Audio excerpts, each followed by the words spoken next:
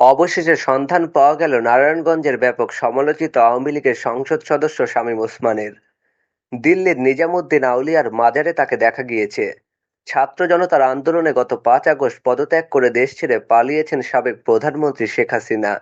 এরপর থেকে গা ঢাকা দিয়েছেন আওয়ামী লীগের এমপি মন্ত্রী সহ প্রভাবশালী নেতারা। তাদের কাউকে প্রকাশ্যে দেখা যায়নি।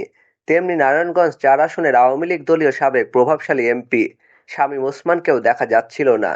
তিনি দেশে আছেন নাকি দেশ ছেড়ে চলে গেছেন তা নিয়ে চলছিল আলোচনা। এর মধ্যে দেখা পাওয়া গেল শামীম ওসমানের। তবে তিনি দেশে নন, আছেন ভারতের দিল্লিতে।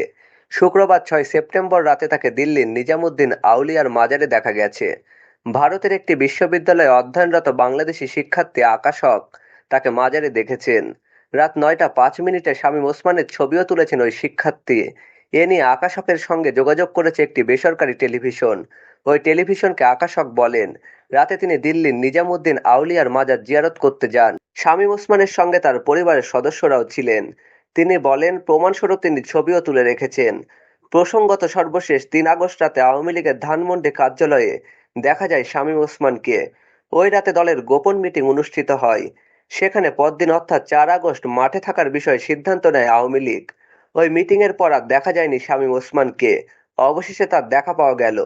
মোহাম্মদ সামিল খান, দিগদিগন্ত ডেস্ক।